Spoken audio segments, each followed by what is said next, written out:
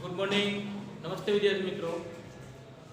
આપણે ચેપ્ટરમાં આગળ હવે પીએન જંકશન ભણવાનું. પીએન જંકશન એટલે શું?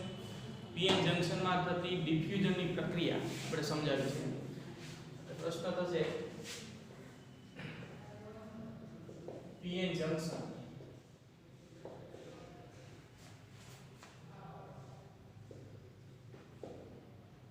એટલે શું?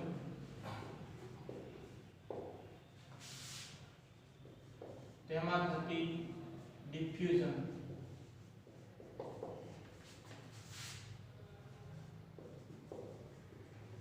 પ્રક્રિયા સમજો.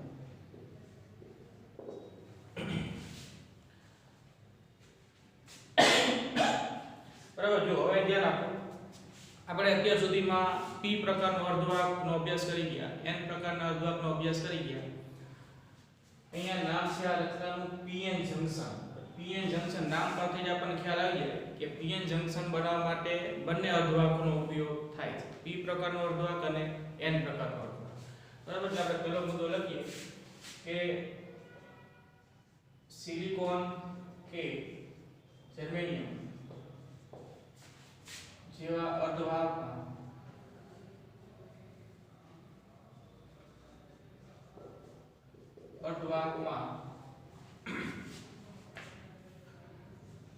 આર્સેનિક,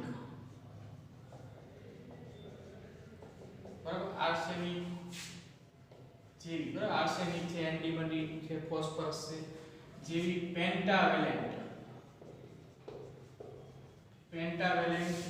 અથવા એને આપણે ડોનર અશુદ્ધિ પણ કહીએ છીએ. ડોનર અશુદ્ધિ ઉમેરી,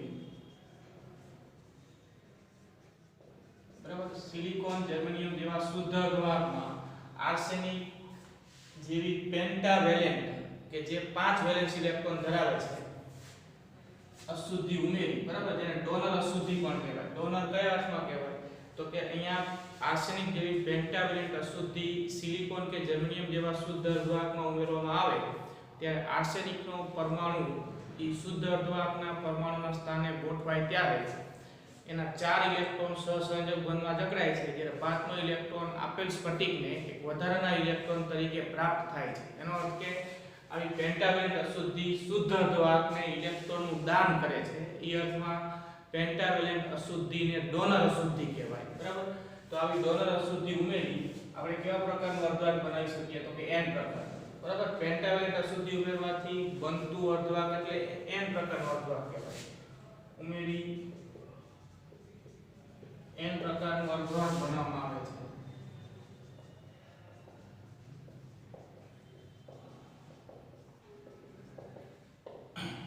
એવી જ રીતે શુદ્ધ અર્ધવાહકમાં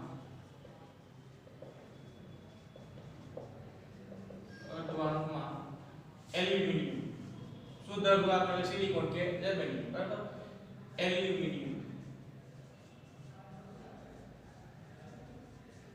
જેવી ટ્રાઇવેલેન્ટ અશુદ્ધિ. એલ્યુમિનિયમ ટ્રાઇવેલેન્ટ છે, 3 વેલેન્સ ઇલેક્ટ્રોન ધરાવે છે. એલ્યુમિનિયમ જેવી ટ્રાઇવેલેન્ટ જેને એક્સેપ્ટર અશુદ્ધિ કહેવાય. બરાબર, એક્સેપ્ટર કયા અર્થમાં? તો કે એલ્યુમિનિયમ જેવી ટ્રાઇવેલેન્ટ અશુદ્ધિ તમે સિલિકોન કે જર્મેનિયમના સ્ફટિકમાં ઉમેરો શુદ્ધ અર્ધવાહકમાં, એટલે એલ્યુમિનિયમનો પરમાણુ એટલે કે અશુદ્ધિ પરમાણુ એ શુદ્ધ અર્ધવાહકના એટલે કે સિલિકોન કે જર્મેનિયમના પરમાણુના સ્થાને ગોઠવાય ત્યારે એલ્યુમિનિયમ પાસે રહેલા 3 વેલેન્સ ઇલેક્ટ્રોન પડોશી શુદ્ધ અર્ધવાહકના પરમાણુ સાથે સહસંયોજક બંધ બનાવવામાં વપરાઈ જાય. જ્યારે ચોથો સહસંયોજક બંધ જે બને, બરાબર, ચોથા પડોશી પરમાણુ સાથે, એમાં એલ્યુમિનિયમ તરફથી 1 ઇલેક્ટ્રોનની ઉણપ વર્તાય. એટલે કે સહસંયોજક બંધમાં પરમાણુ દીઠ ઇલેક્ટ્રોનની એક ઉણપ વર્તાશે અથવા તો ઇલેક્ટ્રોનની જગ્યા ખાલી રહેશે, જેને આપણે હોલ કહીએ છીએ. બરાબર, ટૂંકમાં ટ્રાઇવેલેન્ટ અશુદ્ધિ ઉમેરવાથી બનતા સ્ફટિકમાં આપેલ સહસંયોજક બંધમાં એક વધારાનો હોલ પ્રાપ્ત થાય છે, જે ઇલેક્ટ્રોનને આકર્ષવાની વૃત્તિ ધરાવે છે. એટલે આપણે ટ્રાઇવેલેન્ટ અશુદ્ધિને એક્સેપ્ટર અશુદ્ધિ કહેશું, કે જે ઇલેક્ટ્રોનને આકર્ષવાની વૃત્તિ ધરાવે છે એ એને નામ આપ્યું છે એક્સેપ્ટર અશુદ્ધિ. બરાબર, એટલે આપણે શબ્દો ધ્યાનમાં રાખજો કે ટ્રાયવેલેન્ટ અશુદ્ધિ એટલે એક્સેપ્ટર અશુદ્ધિ જે સ્ફટિકને વધારાના હોલનું દાન કરે છે તે ઇલેક્ટ્રોનને આકર્ષવાની વૃત્તિ ધરાવે છે, બરાબર. જ્યારે પેન્ટાવેલેન્ટ અશુદ્ધિ જે સ્ફટિકને વધારાના ઇલેક્ટ્રોનનું દાન કરે છે એટલે એ ડોનર અશુદ્ધિ. તો આ રીતે ટ્રાયવેલેન્ટ અશુદ્ધિ ઉમેરી ટ્રાયવેલેન્ટ અશુદ્ધિ ઉમેરી p પ્રકાર અર્ધવાહક બનાવવામાં આવે છે.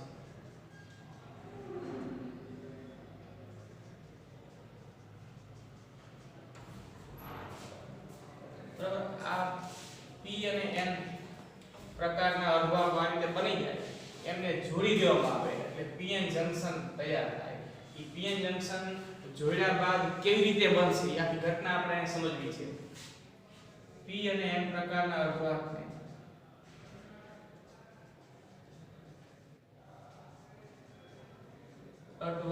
જોડી દેતા,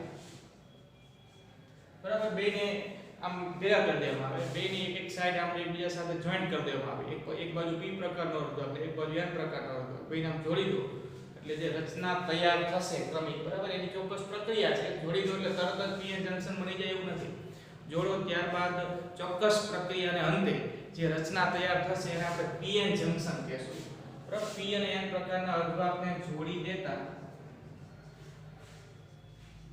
બનતી રચનાને pn જંકશન કહે છે.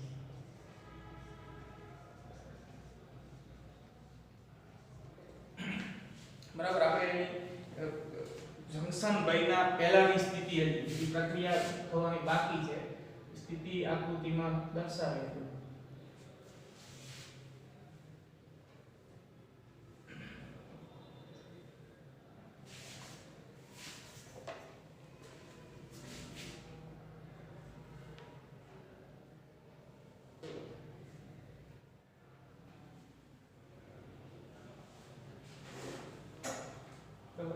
એક બાજુ p પ્રકારનો અર્ધવાહક, એક બાજુ n પ્રકારનો અર્ધવાહક આ રીતે મૂકવામાં આવે. જેમ કે આ ભાગ છે એ p પ્રકારનો અર્ધવાહક છે. સાંકેતિક આકૃતિ આપણે દોરવાનો છે, બરાબર. આ ભાગ છે n પ્રકારનો અર્ધવાહક છે. બંને અર્ધવાહકો એકબીજા સાથે જોઈન્ટ કરેલા છે. આ લાઈનથી બંને અર્ધવાહકો એકબીજા સાથે સંપર્કમાં છે. હવે p પ્રકારના અર્ધવાહકની આપણે સાંકેતિક જે ગોઠવણી અથવા તો સાંકેતિક આકૃતિ જે p પ્રકારના અર્ધવાહક માટે આપણે દોરીશું એ આ છે કે p પ્રકારના અર્ધવાહકમાં, બરાબર, હોલની સંખ્યા મેજોરિટી હોય છે અથવા તો p પ્રકારના અર્ધવાહકમાં આપણે જાણીએ છીએ પ્રમાણે હોલ મેજોરિટી ચાર્જ કેરિયર હોય છે, જેને સાંકેતિક રીતે p પ્રકારના અર્ધવાહકમાં આવા નાના રાઉન્ડ વડે દર્શાવવામાં. બરાબર, એક સાંકેતિક આકૃતિ છે. તમે આ p પ્રકારના અર્ધવાહકમાં નાના રાઉન્ડ વધારે દર્શાવ્યા ત્યારે આ રીતે આવી ડેશ કરવાના જે ઓછા દર્શાવે, રાઉન્ડ કરતા ડેશની સંખ્યા ઓછી છે, જે સૂચવે છે કે રાઉન્ડ છે એ હોલનું સૂચન કરે છે. અને આજે આપણે નાના ડેશ કર્યા તો નાની જે રેખાઓ દોરી, બરાબર, રેખાખંડો નાના, એ મુક્ત ઇલેક્ટ્રોન સૂચવે છે. તો આપણે જાણીએ છીએ કે p પ્રકારના અર્ધવાહકમાં મેજોરિટી ચાર્જ કેરિયર તરીકે હોલ હોય છે, એટલે આપણે હોલની સંખ્યા વધારે રાખી. અને p પ્રકારના અર્ધવાહકમાં માઇનોરિટી ચાર્જ કેરિયર તરીકે ઇલેક્ટ્રોન હોય છે, એટલે ઇલેક્ટ્રોનની સાંકેતિક રજૂઆત અહીંયા હોલ કરતા ઓછી કરવાની, બરાબર. બીજું કે p પ્રકારનો અર્ધવાહક કેવી રીતે બને છે, તો કે p પ્રકારનો અર્ધવાહક આપણે એની અંદર એલ્યુમિનિયમ જેવી ટ્રાયવેલેન્ટ અશુદ્ધિ ઉમેરવાથી બને. તો એલ્યુમિનિયમ અશુદ્ધિ પરમાણુ આપણે અહીંયા અલગથી દર્શાવીશું, બરાબર. એક સાંકેતિક આકૃતિ છે. આ રીતે આપણે જ્યાં રાઉન્ડ કર્યા જે p પ્રકારનું અર્ધવાહક બનાવવા માટે એની અંદર ઉમેરેલા એલ્યુમિનિયમ ના પરમાણુ નું સૂચન કરે છે. આપણે અહીંયા સાઈડમાં આવી રીતે લખી પણ શકીએ, બરાબર. અશુદ્ધિ પરમાણુ એલ્યુમિનિયમ, અશુદ્ધિ પરમાણુ એલ્યુમિનિયમ, અશુદ્ધિ પરમાણુ એલ્યુમિનિયમ. એટલે આ રીતે આપણે સાંકેતિક આકૃતિ દોરવાની છે. જંકશન બન્યા પહેલાની સ્થિતિ, હજી તમે જ્યારે બેને જોડો છો ત્યારની સ્થિતિ થઈ. એવી રીતે n પ્રકારના અર્ધવાહકમાં મુક્ત ઇલેક્ટ્રોન એ મેજોરિટી ચાર્જ કેરિયર તરીકે હોય છે. એટલે મુક્ત ઇલેક્ટ્રોનનું સૂચન કરતા આવા ડેશ વધારે કરવાના છે, બરાબર. આ મુક્ત ઇલેક્ટ્રોન સૂચવે છે.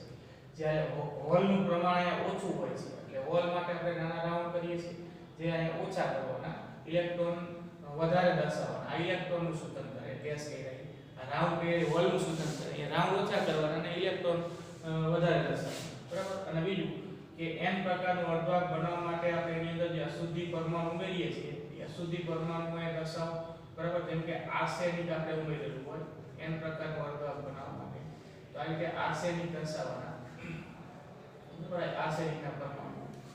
તો આ જે આકૃતિ જોઈ એ આકૃતિ હજી જંકશન બન્યા પહેલાની સ્થિતિ છે. તમે માત્ર p અને n પ્રકારના અર્ધવાહક આમ જોડ્યા જ છે, પ્રારંભિક સ્થિતિ, બરાબર. p n જંકશન બન્યા પહેલાની સ્થિતિ, p n જંકશન બન્યા પહેલાની સ્થિતિ છે, બરાબર.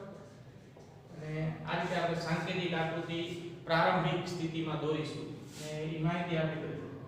p પ્રકારના અર્ધવાહકમાં મેજોરિટી ચાર્જ કેરિયર અથવા તો મુખ્ય વિદ્યુતભાર વાહકો હોલ જે આવા રાઉન્ડ વડે દર્શાવેલા છે.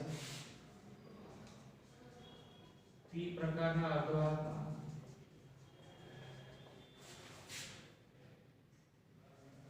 અને n પ્રકારના અર્ધવાહક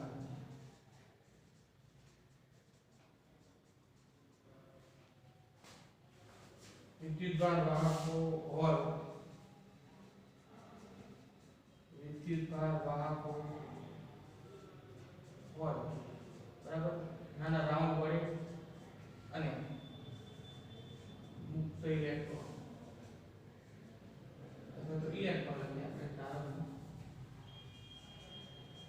ઇલેક્ટ્રોન વડે દર્શાવેલા છે, બરાબર. બેસો દર્શાવે છે. p પ્રકારના અર્ધવાહકમાં હોલની સંખ્યા વધારે છે અને n પ્રકારના અર્ધવાહકમાં મુક્ત ઇલેક્ટ્રોનની સંખ્યા વધારે છે. p પ્રકારના અર્ધવાહકમાં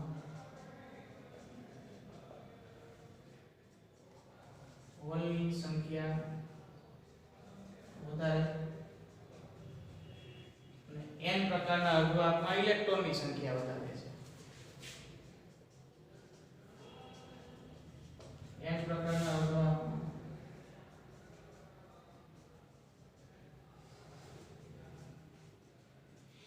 ઇલેક્ટ્રોનની સંખ્યા વધારે છે.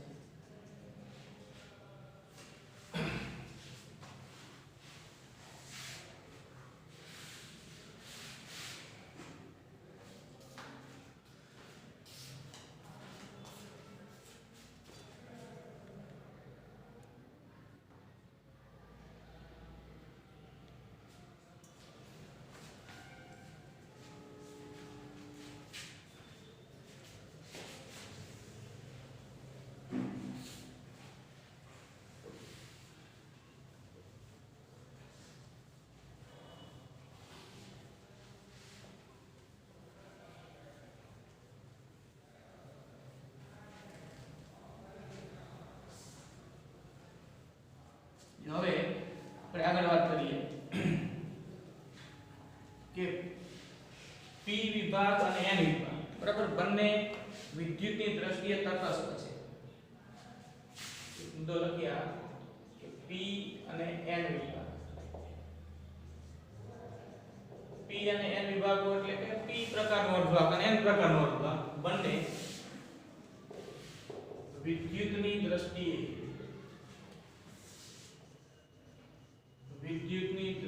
તટસ્થ છે, બરાબર. હવે ઈ કયા અર્થમાં p અને n વિભાગો વિદ્યુતની દ્રષ્ટિએ તટસ્થ છે એ આપણે અહીંયા સમજાવી લઈશું. જો આમ તો તમને પેલી નજરે એવું લાગે કે p પ્રકારનો અર્ધવાહક n પ્રકારનો અર્ધવાહક બનાવો છો ત્યારે તમે અશુદ્ધિ પરમાણુ ઉમેરો છો, બરાબર. જેમ કે n પ્રકારનો અર્ધવાહક બનાવવા માટે આપણે આર્સેનિક ઉમેર્યું એટલે આપણે એવું કહીએ છીએ કે આર્સેનિક ઉમેરવાથી જે શુદ્ધ અર્ધવાહક છે અને એક વધારાનો ઇલેક્ટ્રોન મળે છે. તો આપણને અહીંયા એવું લાગે ખરું કે વધારાનો ઇલેક્ટ્રોન મળે છે, એનો અર્થ કે n પ્રકારનો અર્ધવાહક છે એક ઇલેક્ટ્રોનના, બરાબર, એક અશુદ્ધિ પરમાણુ ઉમેરો એટલે એક ઇલેક્ટ્રોનના વીજભાર જેટલો એને ઋણ વીજભાર મળશે. એટલે જેટલા અશુદ્ધિ પરમાણુ ઉમેરાયો એટલા ઇલેક્ટ્રોનનો એને ઋણ વીજભાર હશે, તટસ્થ નહીં હોય એવું આપણને લાગે ખરું, પણ હકીકત જુદી છે, બરાબર. જો n પ્રકારનો અર્ધવાહક બનાવો એટલે એમાં તમે આર્સેનિકનો અશુદ્ધિ પરમાણુ ઉમેરો, બરાબર. તો આર્સેનિકનો અશુદ્ધિ પરમાણુ ઉમેરવાથી સ્ફટિકને એક વધારાનો ઇલેક્ટ્રોન મળે છે, સાથે સાથે આર્સેનિક નો જે પરમાણુ છે એની અંદરનો એક વધારાનો ધનભાર પણ સ્ફટિકમાં ઉમેરાય છે, બરાબર. એટલે કે આર્સેનિકનો પરમાણુ પોતે જ વિદ્યુતની દ્રષ્ટિએ તટસ્થ છે. એને તમે શુદ્ધ સિલિકોન કે જર્મનિયમમાં ઉમેરો તો કોઈ સ્ફટિકમાં એક તટસ્થ પરમાણુ ઉમેરવામાં આવે તો સ્ફટિક તો તટસ્થ જ રહેવાનો, સ્ફટિકને કોઈ વધારાનો ધન કે ઋણભાર મળવાનો નથી, બરાબર. વધારાનો ઇલેક્ટ્રોન મળે છે એ કયા અર્થમાં?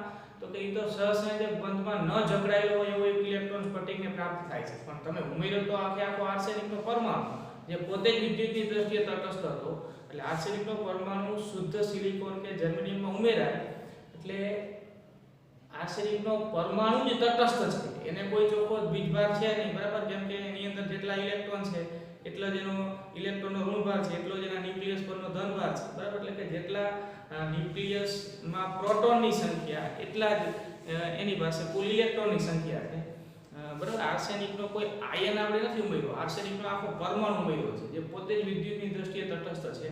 એટલે એ ઉમેરવાથી જે સ્ફટિક બને છે, બરાબર, p પ્રકારનો કે n પ્રકારનો, એ પણ વિદ્યુતની દ્રષ્ટિએ કેવો રહે છે? તટસ્થ છે. કેમ કે આર્સેનિકનો પરમાણુ ઉમેરવાથી 5 ઇલેક્ટ્રોન મળે સ્ફટિકને અશુદ્ધિ પરમાણુના વધારાના, તો એને કારણે બરાબર કુલ 5 ઇલેક્ટ્રોન એને મળ્યા, એક વધારાનો ઇલેક્ટ્રોન પ્રાપ્ત થયો, પણ સાથે સાથે આખો પરમાણુ પોતે તટસ્થ હતો એટલે એ બધા જ ઇલેક્ટ્રોનના ઋણભારને તટસ્થ કરતો ધનભાર પણ એમાં હોવાનો. ટૂંકમાં સારી રીતે સમજીએ તો અશુદ્ધિ પરમાણુ અહીંયા પોતે તટસ્થ જ છે, અને આવા તટસ્થ પરમાણુ તમે શુદ્ધ સ્ફટિકમાં ઉમેરો જર્મનિયમ કે સિલિકોનના, એટલે એ જે સ્ફટિક છે એ તટસ્થ જ રહેવાનો. સ્ફટિકમાં તમે તટસ્થ પરમાણુ ઉમેરો છો એટલે સ્ફટિકને કોઈ ચોખ્ખો ધનભાર કે ચોખ્ખો ઋણભાર નહીં હોય, વિદ્યુતની દ્રષ્ટિએ કેવા રહેવાના? તટસ્થ. એટલે આપણે આનું કારણ પણ આપી દઈએ કે p અને n પ્રકારના અર્ધવાહકમાં, બરાબર, p પ્રકારના અર્ધવાહક બનાવવા માટે કે n પ્રકારના અર્ધવાહક બનાવવા માટે જે અશુદ્ધિ પરમાણુ એલ્યુમિનિયમ કે આર્સેનિક ઉમેરવામાં આવે છે એ પરમાણુ તટસ્થ છે, માટે સ્ફટિક જે બનશે n કે p પ્રકારનું તટસ્થ જ રહેવાનું. p અને n પ્રકારના અર્ધવાહક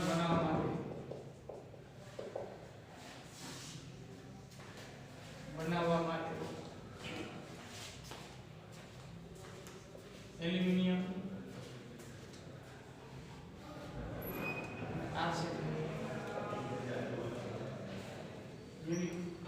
જેવા અશુદ્ધિ પરમાણુ જે ઉમેરવામાં આવે છે,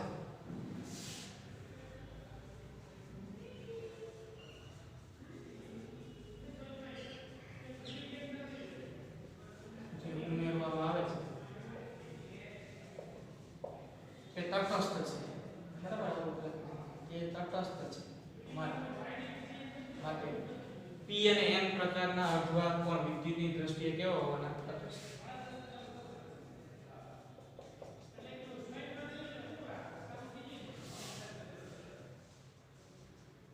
અર્ધવાહક પણ વિદ્યુતની દ્રષ્ટિએ તટસ્થ હોવાના.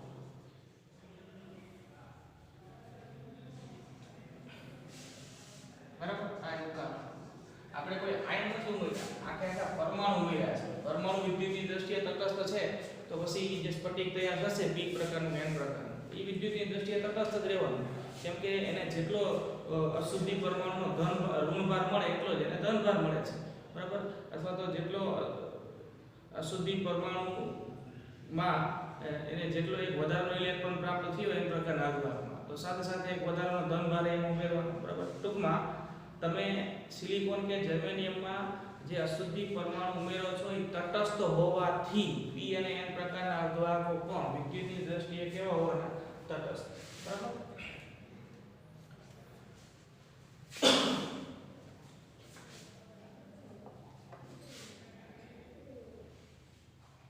જો હવે આગળ વાત કરીએ.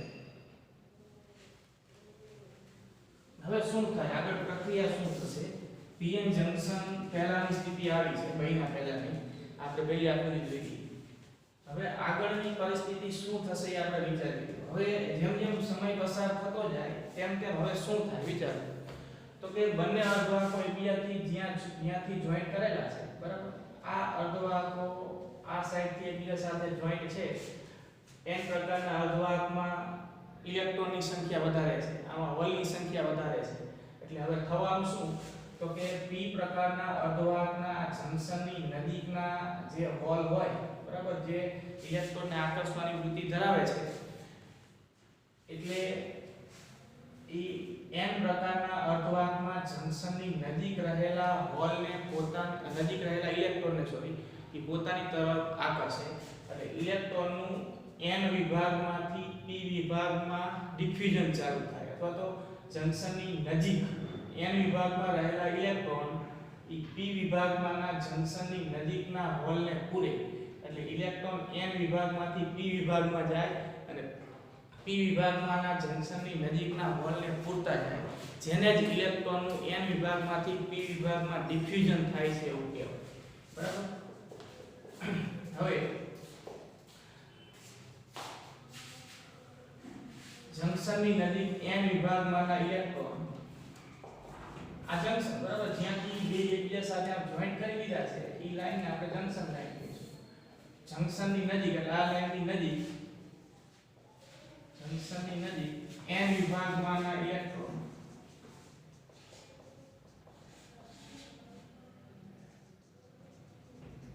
ઇલેક્ટ્રોન જંકશનની નજીક p વિભાગમાંના, એટલે અહીંના ઇલેક્ટ્રોનના જંકશનની નજીક જે હોલ રહેલા હોય p વિભાગમાંના, એ જંકશનની નજીક p વિભાગમાંના હોલ પૂરે છે. બરાબર. એટલે કે ઇલેક્ટ્રોનનું n વિભાગમાંથી p વિભાગમાં ડિફ્યુઝન શરૂ થાય છે, જેને કહેવાય, એટલે કે ઇલેક્ટ્રોનનું n વિભાગમાંથી, n વિભાગ એટલે n અર્ધવાહક, બરાબર, n વિભાગમાંથી p વિભાગમાં ડિફ્યુઝન શરૂ થાય છે.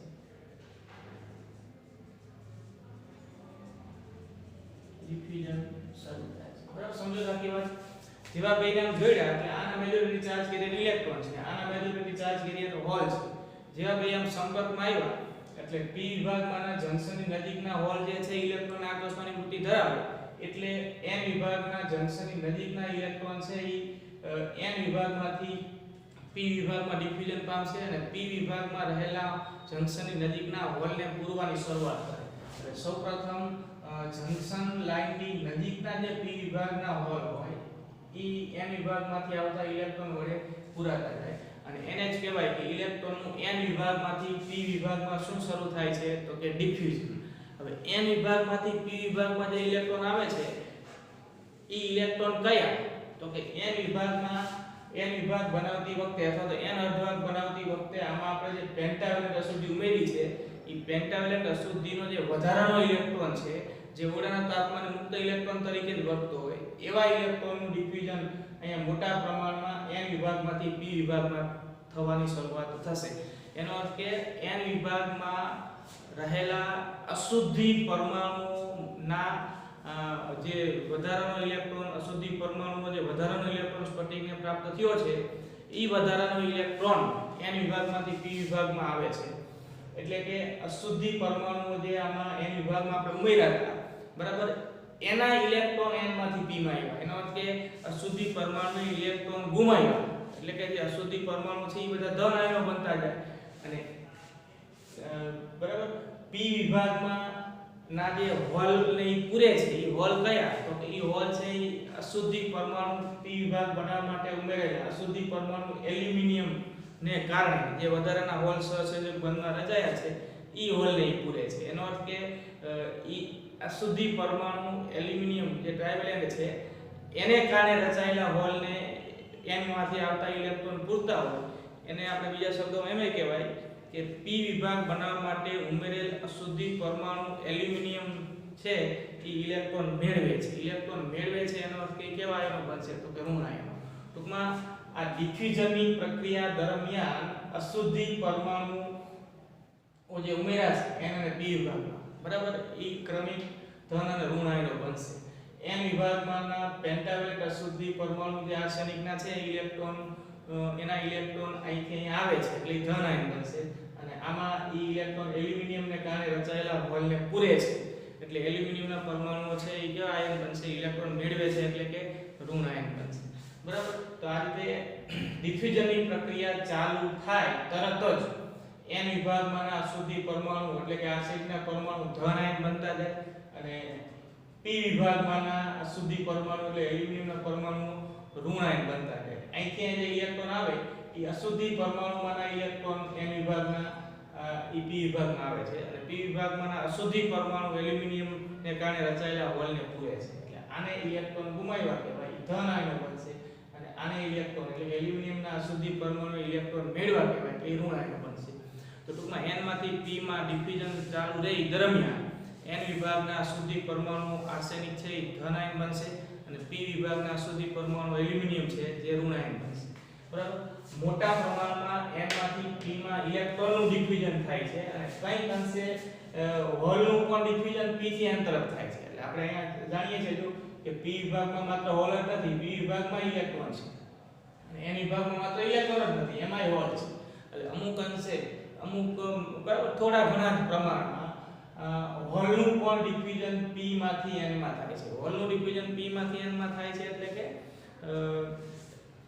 p વિભાગમાંના ઇલેક્ટ્રોન ઈ સંક્રાંતિ કરી અને n વિભાગમાં જો જાતા હોય અને n વિભાગમાં હોલ છે એને પૂરતા હોય તો એ હોલનું ડિફ્યુઝન p માંથી n માં થયું જો કે એનું પ્રમાણ ખૂબ જ ઓછું હોય છે અહીંયા મોટા પ્રમાણમાં n માંથી p માં ઇલેક્ટ્રોનનું ડિફ્યુઝન થાય છે p માંથી n માં હોલનું ડિફ્યુઝન ખૂબ જ ઓછું હોય છે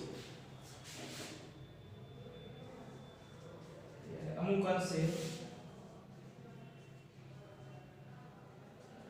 અંશે હોલનું ડિફ્યુઝન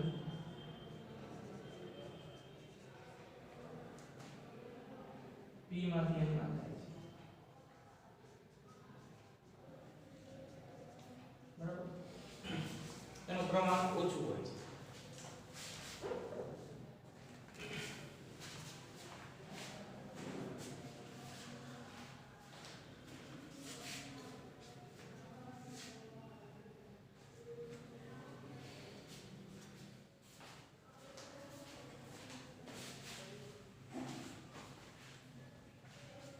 આગળ છે હવે આપણે બીજી આકૃતિ દોરીએ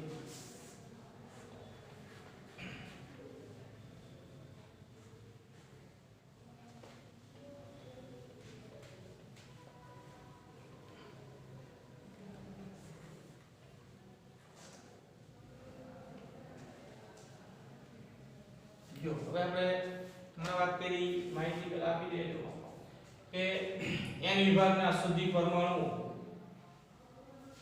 ઇલેક્ટ્રોન ગુમાવે છે ડિફ્યુઝન થાય છે બરાબર n માંથી p માં એટલે n વિભાગમાંના અશુદ્ધિ પરમાણુ એટલે કે આર્સેનિકના પરમાણુ ધન આયન બનતા જાય બરાબર ડિફ્યુઝન ચાલુ થાય આ ડિફ્યુઝનને લીધે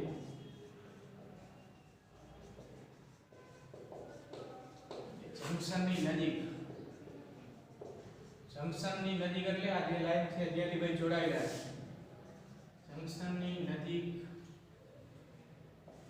n વિભાગ ના અશુદ્ધિ પરમાણુ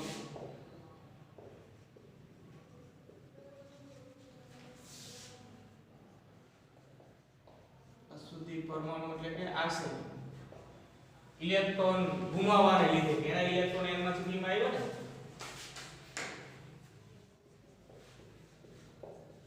ઇલેક્ટ્રોન ગુમાવવાને લીધે ધન આયન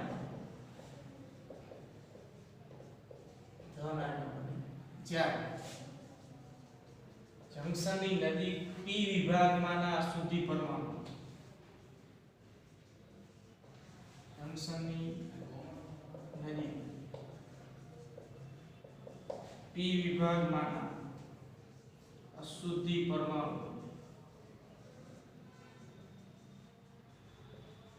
એટલે કયા તો એલ્યુમિનિયમ બરાબર ઇલેક્ટ્રોન મેળવે અહીંથી ઇલેક્ટ્રોન ડિફ્યુઝન આમાં થયું તો આમાં જે ઇલેક્ટ્રોન આમાં આવ્યા આના ઇલેક્ટ્રોન છે અશુદ્ધિ પરમાણુના અને જ્યાં ઈ હોલને પૂરે છે એલ્યુમિનિયમના કારણે રચાયેલા હોલ છે તો એમ કહેવાય કે n વિભાગના અશુદ્ધિ પરમાણુ ઇલેક્ટ્રોન આપે છે અને p વિભાગના અશુદ્ધિ પરમાણુ ઇલેક્ટ્રોન મેળવે છે. માટે આપણે કહી શકીએ કે જંક્શનની નજીકના p વિભાગમાંના અશુદ્ધિ પરમાણુ એટલે કે એલ્યુમિનિયમ ઇલેક્ટ્રોન મેળવે છે.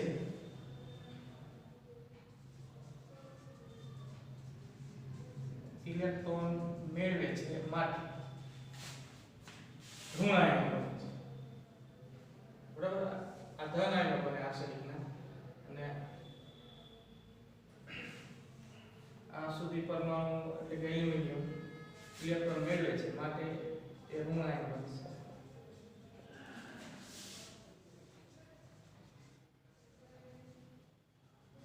બરાબર, તો હવે ઈ પછી ઈ ધન અને ઋણ આયન બન્યા પછીની સ્થિતિ આપણે આકૃતિમાં દર્શાવી. તો આ રીતે બરાબર, આમાં પીલો ફેરફાર કરવાનો. આ ASAS લખ્યું તો એનો અર્થ કે આ બધા તટસ્થ હતા અત્યાર સુધી જંક્શન બન્યા પહેલાની સ્થિતિ સુધી. હવે આ એલ્યુમિનિયમ આ બાજુ આર્સેનિક તટસ્થ ન રહેતા બરાબર આ ધન આયનો બનશે એટલે આમ પ્લસ વડે દર્શાવી. આ જે સંજ્ઞા આપણે કરી ઈ આર્સેનિકના ધન આયનો સૂચવે છે જંક્શનની નજીક. અને આ બાજુ એલ્યુમિનિયમ જે છે ઈ ઇલેક્ટ્રોન મેળવે છે એટલે એના ઋણ આયનો માટે આ રીતે આપણે નામ કરી ડેશ કરશું. બરાબર, એટલે આર્સેનિકના ધન આયનો n વિભાગમાં જંક્શનની નજીક, આ p વિભાગમાં જંક્શનની નજીક એલ્યુમિનિયમના ઋણ આયનો. બરાબર, આ રીતે બને છે. તો હવે આ બીજી આકૃતિ તમારે આ દર્શાવવાની. બરાબર, આટલો ફેરફાર કરી દેવાનો કે પહેલા આપણે તટસ્થ પરમાણુ દર્શાવ્યા હતા, હવે આ આયનો દર્શાવવાના. ડિફ્યુઝનની પ્રક્રિયા શરૂ થઈ ગયા પછી તો ક્રમિક હવે આ પ્રક્રિયા ચાલુ છે. તો વિચારો જેમ જેમ ઇલેક્ટ્રોનનું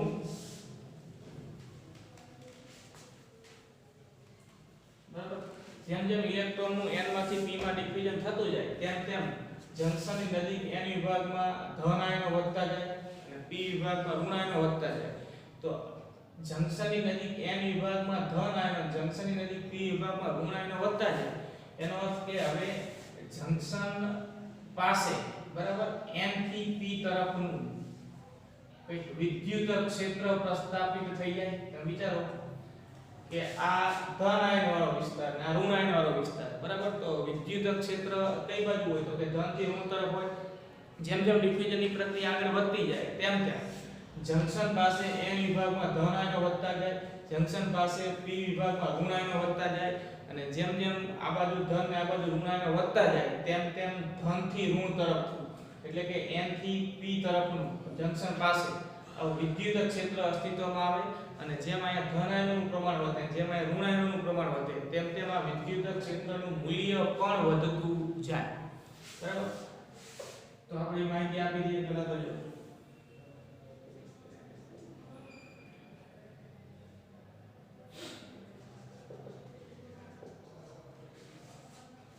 જંક્શનની નજીક ધન અને ઋણ આયનોના વિતરણને લીધે ધન અને ઋણ આયનોના વિતરણને લીધે બરાબર સમજો તો આખી વાત. આ બાજુ ધન આયન આ બાજુ ઋણ આયન એમના વિતરણને લીધે જંક્શન પાસે n થી p તરફનું જો કેમ કે ધન આયનો n વિભાગમાં છે ઋણ આયનો p વિભાગમાં છે એટલે આ વિતરણને લીધે જંક્શન પાસે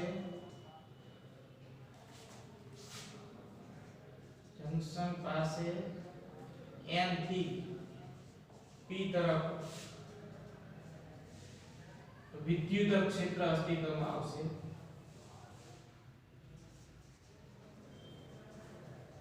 વિદ્યુત ક્ષેત્ર અસ્તિત્વમાં આવશે. જેમ જેમ ડિફ્યુઝન વધશે તેમ તેમ આ ધન અને ઋણ આયનોનું પ્રમાણ વધશે અને તેમ તેમ આ વિદ્યુત ક્ષેત્રનું મૂલ્ય પણ વધશે. જેમ ડિફ્યુઝન વધે, ડિફ્યુઝન એટલે ઇલેક્ટ્રોનનું n માંથી p માં જવું એ ડિફ્યુઝન કહેવાય. બરાબર, જેમ ડિફ્યુઝન વધશે તેમ વિદ્યુત ક્ષેત્રનું મૂલ્ય પણ વધશે.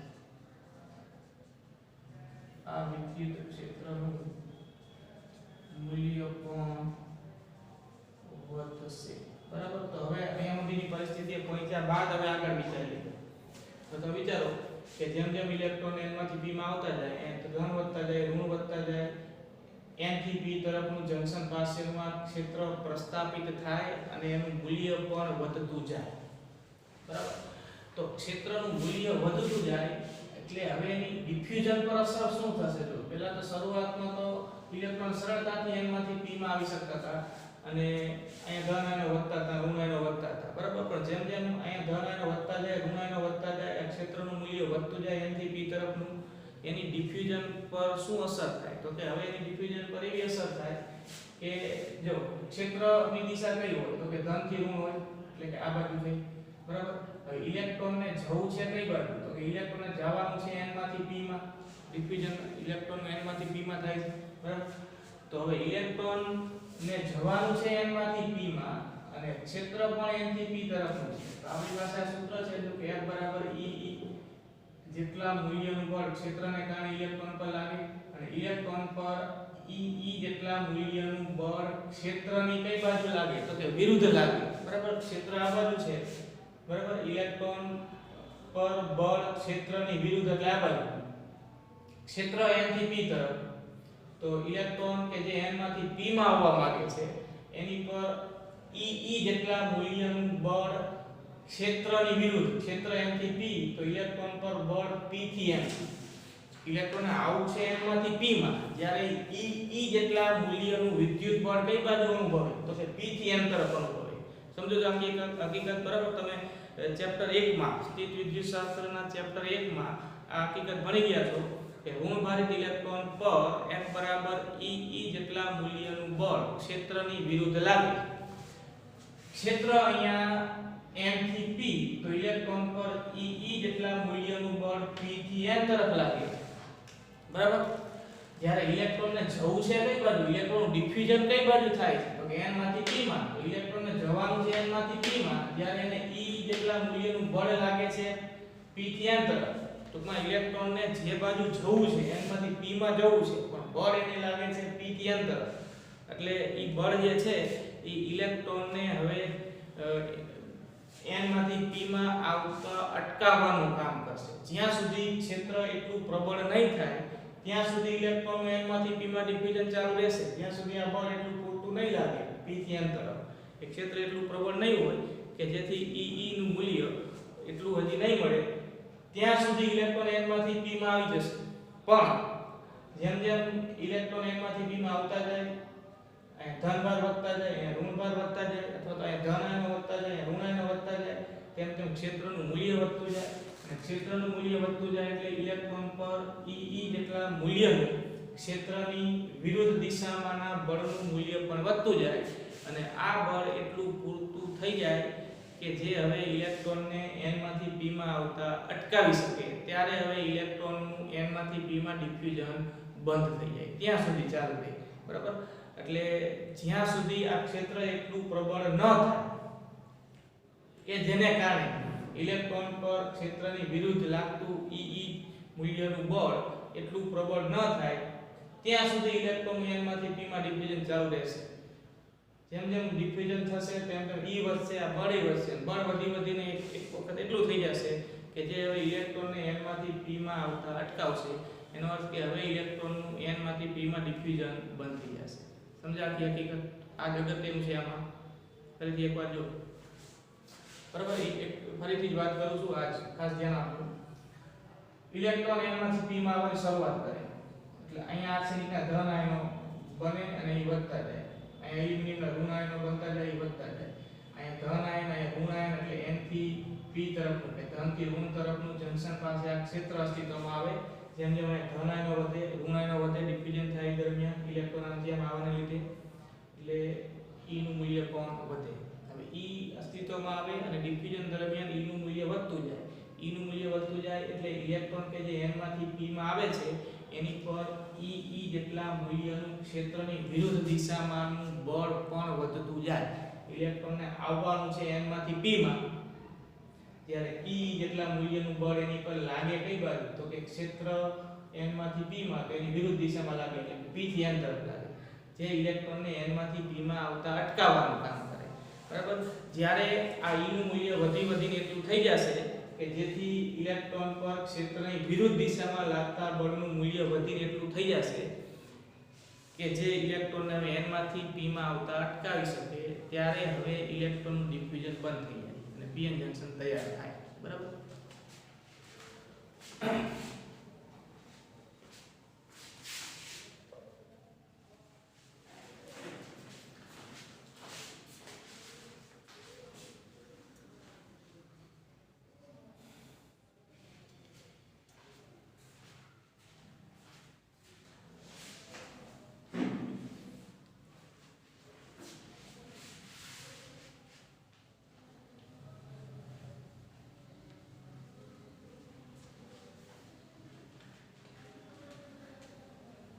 જો હવે આપણે આ હકીકત ને આમ પણ લખી શકીએ કે વિદ્યુત ક્ષેત્રનું મૂલ્ય પણ વધતું જશે. બરાબર. જંકશન પરનું સ્થિતિમાન શૂન્ય ગણીએ. સ્થિતિમાનના સંદર્ભમાં વાત કરીએ આ હકીકત. જો જંકશન પરનું વિદ્યુત સ્થિતિમાન શૂન્ય ગણીએ એટલે કે આ જે લાઈન છે એ શૂન્ય સ્થિતિમાને આપણે ગણીએ. યાદ રાખી શકીએ. બરાબર. જંકશન પરનું વિદ્યુત સ્થિતિમાન શૂન્ય ગણીએ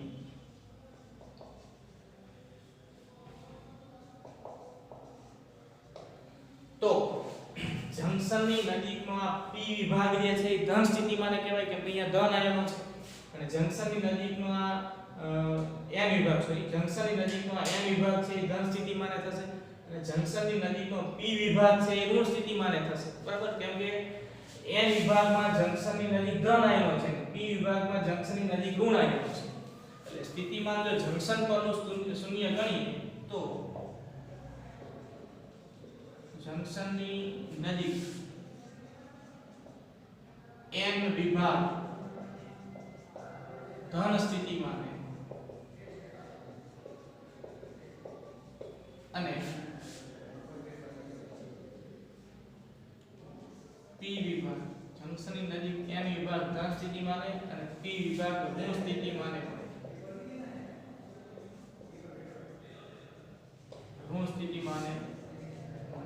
બરાબર. એટલે કે જંકશન પાસે આપણને ચોક્કસ વિદ્યુત સ્થિતિમાનનો તફાવત પણ મળે. જંકશન પાસે બંને વિભાગો વચ્ચે વિદ્યુત સ્થિતિમાનનો તફાવત પ્રસ્થાપિત થશે. બરાબર. વિદ્યુત સ્થિતિમાનનો તફાવત પ્રસ્થાપિત થશે. બરાબર. સમજ્યા કે વાત? આ ક્ષેત્રના સંદર્ભમાં વાત થઈ. ક્ષેત્ર પ્રસ્થાપિત થાય.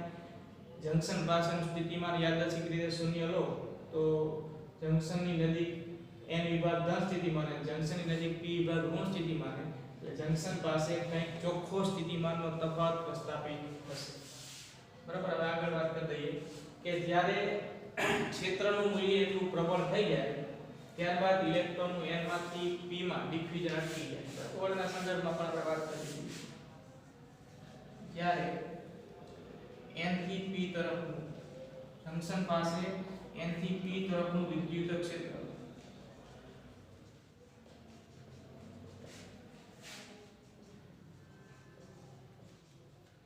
n થી p તરફનું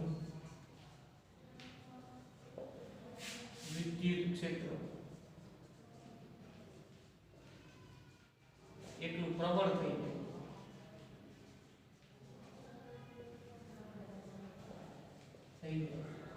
કે જેથી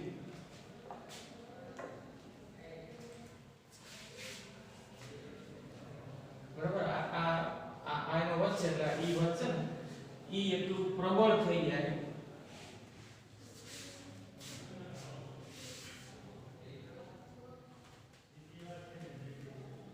કે જેથી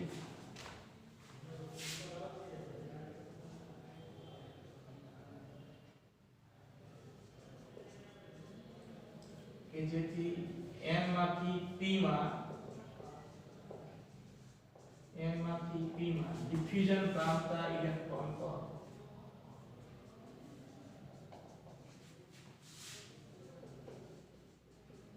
ડિફ્યુઝન પામતા ઇલેક્ટ્રોન પર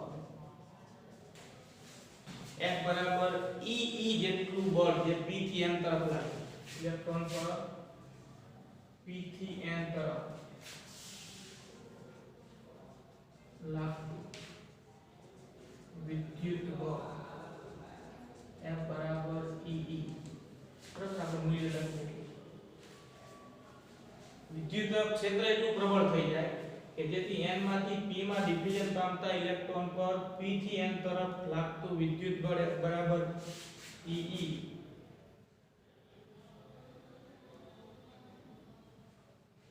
p n માંથી p માં ડિફ્યુઝન પામતા ઇલેક્ટ્રોન પર p થી n તરફ લાગતું વિદ્યુત બળ F બરાબર E એટલું મળશે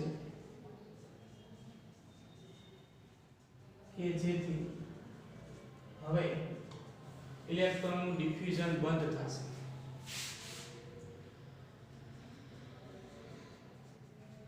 હવે ઇલેક્ટ્રોનનું ડિફ્યુઝન અટકી જશે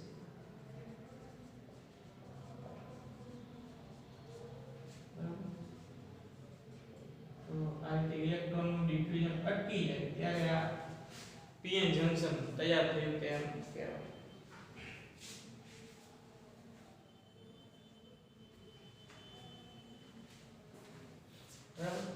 એટલે તમારે આ પ્રશ્નમાં આટલી માહિતી આપવાની થાય બરાબર પીએન જંકશન કઈ રીતે રચાય છે આપણે સમજૂતી આપવાની છે સમજો આપણે આકૃતિ તમારે બે દોરવાની આગળ જે દોરી હતી આપણે કે જેમાં ફક્ત તટસ્થ અશુદ્ધિ પરમાણુ દર્શાવ્યા હતા અને આ બીજા નંબરની કે જેમાં આયનો દર્શાવેલા છે બરાબર બે આકૃતિ દોરવાની આગળ દોરી હતી રેખા રહી ઓકે ચલો આજે આપણે આટલું પૂરું કરીએ બરાબર આજે આ પૂરું કરીએ અહીંયા આગળની વાત હવે પછીના લેક્ચરમાં અને હવે પછીના લેક્ચરમાં આપણે પીએન જંકશન માટે બે શબ્દો આ ચર્ચા પરથી જ આપણે સમજાવી શકશું ડેપ્લેશન સ્તર અને ડેપ્લેશન બેરિયર બરાબર એ પ્રશ્ન આપણે અલગ પાડી દઈશું આ પીએન જંકશન એટલે શું ને ડિફ્યુઝન સમજાવો એમાં આટલી વાત કરવાની બરાબર હવે પીએન જંકશન માટે ડેપ્લેશન સ્તર અને પીએન જંકશન માટે ડેપ્લેશન બેરિયરની ઊંચાઈ આ બે શબ્દોનો અર્થ આપણે આ પ્રશ્ન પરથી જ આગળ વધારીશું બરાબર એટલે આ આટલું વ્યવસ્થિત તૈયાર કરી નાખજો